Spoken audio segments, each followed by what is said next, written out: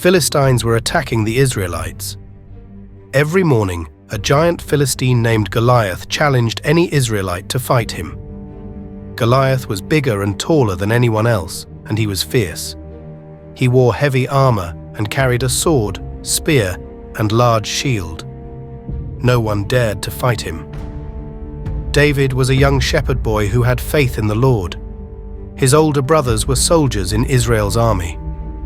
One day, David took his brothers some food. When he arrived at the army's camp, he heard Goliath's challenge. David asked the soldiers why no one defended Israel. His brothers were angry and told him to go take care of the sheep.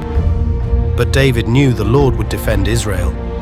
King Saul knew of David's faith, so he asked to see David.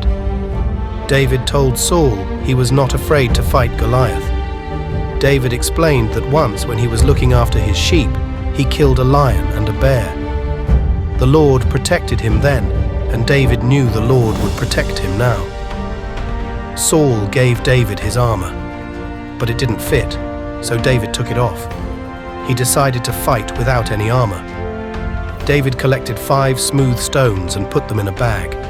He took his sling and shepherd's staff and went to face Goliath.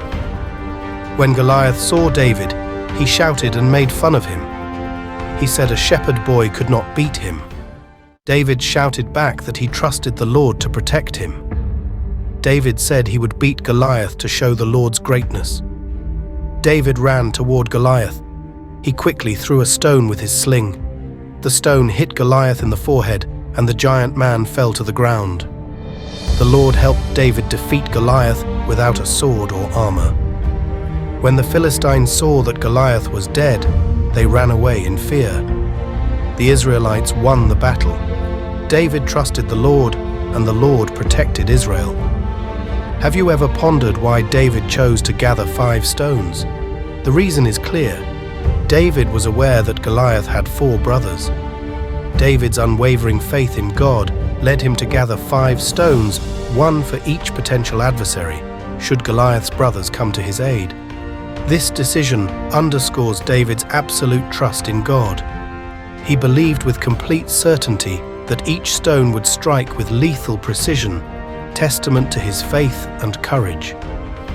Now that we know that Goliath had 4 brothers, let's explore the other accounts in the Bible of individuals who also confronted giants. In another conflict against the Philistines, when David grew weary and faint, 2 Samuel chapter 22 verse 15, one of the giant's sons sought to strike him down. But Abishai, son of Zeruiah, came to David's aid, vanquishing the Philistine and securing victory. Later, in battles at Gob and Gath, other heroic figures emerged. Sibbecai the Hushathite defeated Saph, another son of the giant.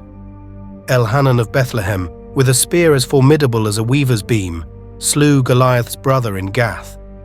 And in yet another confrontation, a man with 6 fingers on each hand and 6 toes on each foot, a descendant of the giants, dared challenge Israel only to be slain by Jonathan, brother of David's son Shemaiah. These 4 were offspring of the giant of Gath, 1 Chronicles chapter 20 verse 8, defeated by the hand of David and his valiant servants, 2 Samuel chapter 21 verses 15 through 22. These stories in the Bible show us that you don't have to be a David to be a giant killer. The one who is in us is greater than anyone in the world. The righteous are as bold as lions. All glory to God, who secures and will continue to secure every victory. Have you faced a metaphorical giant in your life that you've conquered with God's help? If so, share your testimony in the comments below. May God bless and guide you in all your daily battles.